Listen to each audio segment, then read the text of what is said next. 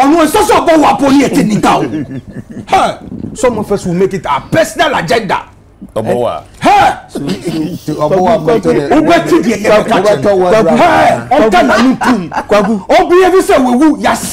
And I tell you, sir,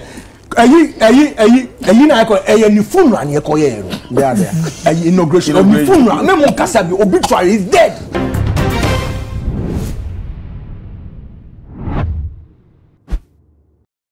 Adishima my mo bibi akwa ba edeba too much GH so afen we share me a message so be subscribe or like na wa share video no so edi ama me e mo refi so be bell so se be upload bi atoma obetumi anya bi ahwe na wanya bi atie Bulldog adi sembi to dwa eye me de twa mu ya e wo United Showbiz so na nsem a wo kan amagana fo binum e kan nsem dodo na e binum kyeremu a ne nsem a wo kan ne kwan so ano no e bi so kyeremu a wanka sei sanse tememu ne de eye den na obie wano ka kire o mampani a watwamu e na na dada kwakufu ado se won hwe no ho se wawu dada ayesie no esanse niema bi a woyeye no amagana fo ani anye ne ho titiru so stati oni krampo osade ne sika siye no wodanyame asepa se abubuo nempo wo mo si sa stati no wo mo yanyi wo musika ne hwehwe wo mo ensem we ama edensem bebre aba beto social media ne so a obi e ka de ope e de fa ho se wantimi ahwe United Showbiz ati de twam a yenkobo yani akonhoma ne tie nsem a Bulldog e de tu dwa no emma should come like Akufo-Addo again. Nobody. Nobody, like no leader. Nobody should try it. And sometimes me reflecting no man I see and the people that I see want to me and cash want to me and sorry. Mpacho, have you seen a video of a chief talking about Akufo-Addo's chair? Say whether or ye torture any man and ask on no toy. Now say ye toy and ye baby fat chair no alcohol museum. Ye fan chair and Crawford say, have you seen the video? You ask yourself, say, Akufo-Addo power na papa no. As also known to me in Kasa. Thank you. I'm telling you one Crawford wababet no so no mun to me in Kasa. Nobody, look, he has on one social some of us will make it our personal agenda. Obowa.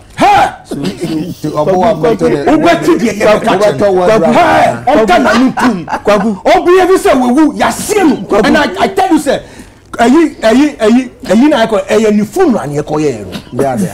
inauguration obituary is dead. So listen. The microphone here start to see your crack. I see me petition. I'm oral. I see a jelly. They are creative people. You are not listening to me. Let me land. When I land, you listen to me. Whoever commissioned the statue. Okay. Whoever commissioned it. Good. That's the investigation. Ruba you saw on my sika. There are some kwasianoma way. Oh, Tobo. Facts. When they road there, Charlie die. No, listen. For 8 years, we've talked. For 8 years, no, me to me, boo. For 8 years, some of us have been talking. People are now talking. We will be talking, sir. I know how you tell an umbechi and coin. Then you can. Hey, when the Akufo-Addo assembly, and the Akufo-Addo statue assembly. Oh my lucky. Listen, me lawyer. Busa me kumisa na de oso aya enu kwase no kumisa omo yeti statue na me friend me lawyer me busa say please who says state property what are the consequences and I say oh wait this the mean na me say okay me nam kwaso e kota kwa ti debi so fast boy of boyo at law busa me ankasa na me pe so akọ bubu ade no me catch him why was debi. It's an insult. Listen, you see, look, we should not play. No, don't play. You are playing. Do you know? No, you are playing. No, you are playing. You don't even understand. You don't understand. You are exaggerating too much. Okay, you are exaggerating too much. You don't understand the gravity. Something that we have to do much. You go and borrow money and come and dig a tip. Come and dig a pit. for who to come and pay? My kids. I'm not a politician. Come here if I'm a politician. What you say? Let us be serious in this country. If I open my mouth, you're about the political. I have to keep quiet. We should be serious in this country for once. Okay. What do you see? What's the mechanism? So, you say investigation. Kofono Musi, regional minister now or commission ma, yen share funds or the years adiano. Honorable Tomska. Thank you. Ena, kwai be no wo so the be kwaku see ho because ho a state land. But that was the president there of be the republic. Unto the mechanism. Me to me sorry sisia. Me ti adabraka. No akwa start to road ni so. Na make us say. Family who see the name president. Say me to me sisia me ni ukase. Enkosi Jesus please enkosi His Excellency John Dramani Mahama start to road so. Me ni sa kwan no. Who need the permit ni ade. Okay. It ye chi omu ni na to. Process. All right. Say process. It's the Fourth Republic. Chale Ziga. Let me serious in this. No. You are I don't feel me. I'm moving to Aqua, baby. My son swear the back to my GH. So some near what say the Abba. Come on, your mother go to Aqua, near Fan Common as a so. That go, dear more Aqua, the back to my GH. Oh, him, I'm a Joseph. I never to say, I'm not Dumboko. Weekend in Nano, send and near my quadrima. Oh, weekend, dear, make us send a minute in near my call. Come and say that you think when I hear who Bonnie Antibonedi near the Asadam.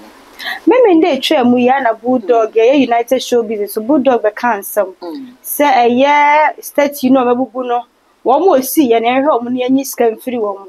afen so no eye na na dan kwakufo ado ehu ne si wagu na ye si ensam dodo na no kan me gidi ye say wate kura ko video no e dia ba e dia asam na be kan fa yo ma me das na me fa kwa we susu nchia watifo ne wahwefo na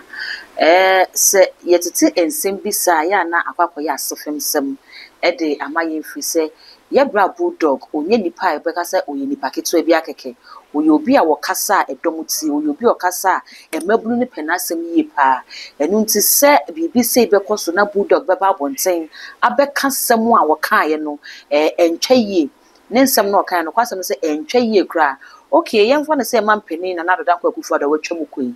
wanye ne nyema yie abai bi obeba so bia wo nipa wo mo pena asem abai bi obeba so bia ntimi nye bibia pepepe ene senka bo yebenya one party state ne senka abai bi ba so ntimi bibia nka ye nto aba mfa ntuno esansa abai ne ba so ontimi nya ne Ghanafo ehwehwe ama ye ni nyina no enu nti ene aduru bebia ye tu aba ne ye tu abai na gu na foforo so asan aba ne yesusu se ono na oba oba ye wo so ba na wantimi a ye besen atu enti se Bulldog ni mampeni na nadodan kwakufu ado enya adwene wo kwan bi so a fair enough any opinion or ho kwan so share but to the extent say state property ya nkrofo bi de mra hye wo monsem akwa say no na oba betina national television so big as UTV na oba be incite violence say kire say wo mo ye nkoma ya ade no mo si ade ne yenko yom ne yenko chi wo mo on what basis na de kwa chi wo mo say da be na be ye mra say yentimi e mount yo mampeni statue e wo ba bi ma ne nyi enu ti sansam na Bulldog kan de no kwasam say mini Bulldog enya adwene wanka say yi na da god yen hwe se eye mmabunu na asese wo maba no enka ne na nka wo musuban bi ye nanso free 2004 na ye ba no die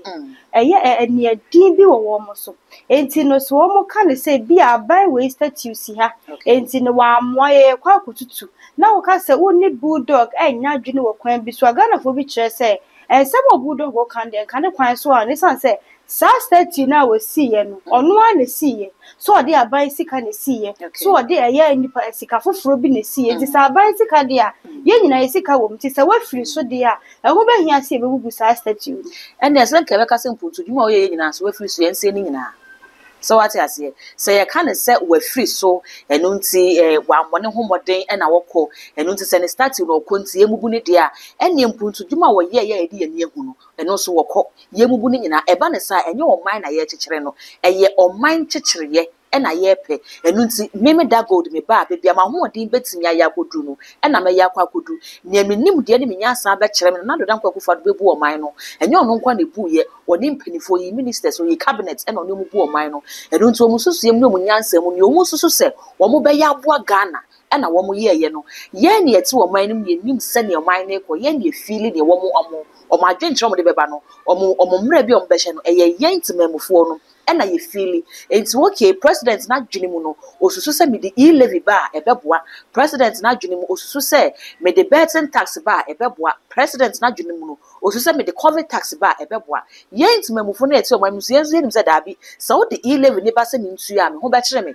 wo de covid ba se me ntu ya me ho be kire me enu ti meka se emfa ma na mo meka na se wo se won ti ase na wo de beba amate 4 years dura metro me crash powers enu na kire se ye wo man enu nti ne amanyoko ebeba no ontimi enye no enye nsokwa enye violence ye beye din ni ahwe ne etimemfo be ka no de wo so abunu egu aso munti ayo yate se Ghana mabunu yate abato na se enye ko ka enye gidigidi se ekoba ne sei na se wo mo a hoye celebrities na edomani sane oso takrache enti wo mo a ye hwe wo no so mo so ba be ka ne sei se wo konti ebubu statue na come on enye na do kwa ne wo statue wo Ghana ha ye wo mampenifo be statue so Ghana ha ye wo mampenifo be matwem kwa ma ye mpuntu nyuma bi Ghana ha enti aka ne se ne wo nyina ekwa enti wo mo fo mo nyama nkode ne nyama ye ne nyina e be se ne nyina ba ne sa emwa enti se ne me kan statements be say from nipa be to say bulldog no and what say so and what say condemn me won say asem no kan wan kan yi e na me kan o mampani na ba one na nya adwene okọ say NDC aba bulldog you obi a yenim adwuma wa bọ paade ma Mahama na wo ba yenim campaign wa ye che kwa MPP pa so ya cheche ne ade ne nyina ye say osusu say MPP aban no enya ade a ebeboa Ghana nti so okọ na foforo aba say ensem aka ye hwehwe fi enkofo ebo Mahama ma omuba power no wo no ene ekwan mo befa so a omo policy no be implement ekwan mo befa so mbetimi aboa Ghana ekwan mo befa so mbetimi as reset na wo mo ka no mbetimi a reset na mo ko reset na mo say niam a mo bed ma reset nti sane ma mi say no eno enya ade ebeboa wo menye wo say so kra na da go do oni obi na mana se oben obi pa na nipa no eye niema bia se wa ye papa bi nti won kan na company fo so wi papa na wa hawo enti se hwe bulldog na da kwakufu do meka ne se enye bulldog tipen so ene na da kwakufu do nso amemu odie obi etimi kan de opa de kire mampani na sa amemu mpanifo enti no sabe na do aye mpuntu nyuma na do aboa ma free education aba enu nti wo ye ade na nya ye etimi nkan yenka o ka se bi se enye bulldog ti pen na dodo kwakufu na so amanyosem ti ade a ebo man Ghana no amanyosem sei amanyosem ti baburu ni mu pani akwala nim se we ye panimu we ya akwala ebuo ni ho akwala keto atimi esanse media wo ho esanse oni mu kasa esanse television stations na bu radio stations na bu nti se utie commentary e koso hwe social media na ensem a efi nkwala nketenkete anu mu e ka kire ya mampadifo a na webisa ho se so se na do dankwa kufuado e wo nipa ya wo kasa fia anka wompa na aso e mampani John Dramani Mahama e wo nipa ya wodi na temu fia anka wompa na e kamia ya se amanyosem no e ya ma ya toto ya mamre ase enka na ka Ghana ha ka wo ba obuo pa na ka Ghana mabunu ye buade ye pa anka hu pani edi boma no na so se sa na amanyosem nti panimu akwala ne panimu kasa wonhwe e be de be nwa se obi te se bulldog hwe bia na do dankwa kufuado abobra kodru o senka enya amanyosem a bebia na do dankwa adu no bulldog nuru hoye ansanso na wonuru ho no na wabremu yie pa enu ti so timi hwe na do anim se on behave ti se obi a wawu ma wo home ma wo kasa u bulldog kra sebe ma no susim na so o kra se obetimi akasa o kra se wo betimi ahota ma na MPP wo power na wo se ne omo ye ne nye no na wo kasa enti de na abade ne asi ma enye NDC for nas ma enye Ghana for adwere se NDC abai MPP for be kasa send na MPP for na NDC for kasa no eyesa na NDC abai MPP for be kasa because NDC abai entimi nye bibia ma ne so Ghana for nyina ani definitely ebim beka ho asem definitely ombenya nkofo bi ombe criticize omza ne omo ye ne nye enu nti omo nye ready so ombe accommodate sa nkofo because MPP apenso no ye kasa ye enu nti se NDC abai enwo so mu ka obi akasa bo ahye ne yem eyesa na enya amanyo ne ye no politics no eye kabi ye se kabi ma min kabi eni yaje atum etime me kire ma adwen na wo so akire wa adwen enya atani enya ntokwa enya maabo eya adwen kire ena ye kire nti panifo no ye mabru no hu se we ye panimu ne ye fa sa ne die ni ma no pani ya ade na enya wo ho kwan se wo be kire wa adwen se start yu susu emu susu se enya ada bi start ya na do dankwa kufa do comment ye di enye na sa brain na ka wo se ye nya start obetimi akire wo kwan no kama kan ya wonni atem o fa kasatwie ne kasafi bi emmata wo ba ne sana na wasam na wo kan kwa na wasa ya asem no na ebinom nso kyerɛ sɛ wo ka asɛm akyerɛ wo bi a sɛbi ani brɛ so a wo de ka asɛm no ɛna ma nipa ne hu si n'ani abrɛ bi a wada nsɛm no a nkɔba ne sɛ yɛ ni brɛ mu no wɔ ka because no United Showbiz brɛ na ne bu afo kasa ne kwa na yɛ by the adutwum wa sɛ saa lady no ɛyɛ sɛ wɔ kasa no sɛ wɔ sɔre kora abɔ na no na kyerɛ sɛ yaw bi ɛna ɛyɛ bulldog ɛde kasa ɔmayɛ ba yɛ twɛ mi obi a wɔ ne yaw ɛhyɛ ne mu enti ɛka me sɛ binom kyerɛ mu a bulldog asɛm na wɔka no wɔn ne yɛ adwene ebi nso kyerɛ mu a ensɛm a bulldog ɛka no wɔn ne nya adwene ne nyinaa nkɛmfo na na doda nkɔkofo ado ho nsɛm ɛna yɛka sɛ mampani John Dramani Mahama bagana fo bisa sɛ nneɛma bi hyɛ aseɛ sɛ ɛdane a bulldog bɛkasa na ɛno de ka nya bulldog anu ayi ano ma me efi ewiase yɛhu ne sɛ ɛkɔm de osan kra na untimi fa wonsa mienu didi ɛno nti sɛ ɛkɔm de bulldog osan kra na wontimi fa ne nsa mienu endidi ɛyaw bia na ɛyaw benkwa na hye bulldog mu ye no nti bulldog betimi ti bulldog so kyerem sɛ de na nando dankwa kufa do gyina ne sisi a obetimi abodi ama na wu ana ontimi nye enti ade bia wontimi nye no may insight youth no momo nyom adwene sɛ okay bulldog betimi yenti yeso yakwa akwa ne bulldog ɛka no me ka kyerɛ sɛ na nando dankwa adwene ne mu aka bulldog wontimi hwe na nando dankwa nu ɛnto ne nsa po wɔ ne so enti ne wontimi nye no me show off sa wo betimi aye kan ne kwan so Serenado ye amamo no anko ye Ghana fo bi abaya ye tu ye di adanse se nanado danko akufa na mamo no anko ye enu nti ne ato aba ne de atia no enu nti NDC fo a no mu opposition ekomodo mo sen ennyame adoma aban na aba enti aban we nso aba no NDC aban aba eye second coming eye legacy no mo ba beja eye dimpe no mo bepe me nya sure se ne ekoso ye no na wo mo hwehwe so ba beye omo hwehwe so beye omo beja dimpa ma Ghana fo abo mo dimpa enu nti se bibi ni na se omo de ntokwa omo de kasantwie ene beka eno no emwa emma omo pani na odoma no na his excellency Mahama no kra no o nya sumdwe fa mu mani yi efiri se wo opposition a na wo hu ne ekoyi se utie wo abamu ni ma ya se ye ka asem na wonte but opposition no na ehu se ye se ne wo twa so nim se ne chiachia enu ti ya e wa je ne betnet no enu ti NDC fo aba eye NPP fo na opposition no na eba betnet no wo mu na se mu di ne se hia ase a ne ebe ka na ebe kire mu se ne NPP fo ant no sa na NDC fo so nti o mu se be sa to aba de atia wo United Showbiz dodo na eka ne se kamea se wo mo te so no da bia wo ka nsem wo mo nya nsem wo ka nsem wo mo nya nsem enti enkosi da be na ye begja nsem twerefo atechi sanso obi ka nsem sisi ani aba be fa no obi ka nsem ani aba be fa enti enkosi da be na sa na ema we nyina tu betwa maame enye sentrofo nyina na echi wo mo ye wo sentrofo bebre wo Ghana ha omo ni NDC aban ye adwuma omo ni NPP aban ye adwuma omo asan ni NDC aban ye adwuma ye nche wo mo ye wo legendary bit se Kwame Sefa kan mo wo ho Efia Poku am wo ho na ya abrefo mo wo ho ya atiti mo wo ho sankofo nyina wo ho a ye nche wo mo ni mo ye nhwe sentrofo na ya na ye chi wo mo no kame se wo mo mudi atem omo mo kasa di omo sesi omo bo sentro ni bit mi gina ho bo panimu bi din ka asem bi fa no ho a afa eduru se fa evidence bra na atwetwere ne bo ano sa no beka se ye de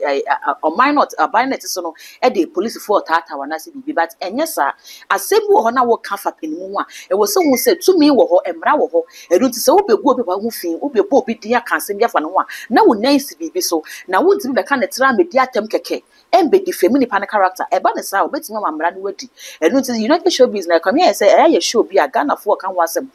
attending no mo hweso mbete so say e political show mo yehu say entertainment so mo yehu say ni mienu so mo kan bo mo kan bo mo yie na omo ma panelists na e kasa no e ho ntifi say e empanifo ho nsem e na ya na wo mo kan empanifo ho nsem no mo kan na da good ya na Ghana ha no bebre nsem a wo kan say wo kasa wuti wan kasa wuti ho a yeyi wa yibone enti niema ekoso ewo oman we mu no Ghana for do na ana akire wo madwene ewo bulldog nsem a wo kan ye no na wo chiemu se be ya ma na ado kasa mo won home ebi no mo chiemu na ma ha ma memu be bu ye nyina yehu se de sikoye ene wasa ba the second coming enti said ye bulldog si kan nsem na wo to ne nsa no Ghana for hu ne se ya obi na ehye mu wo de kasa se wo no obi na wo pena sem na se da go nipa no wodwe se wontimi nya obone bia na se nipa ne ye wo yakayaka de ya eya na se de si hye wo no se na ya na sifa ya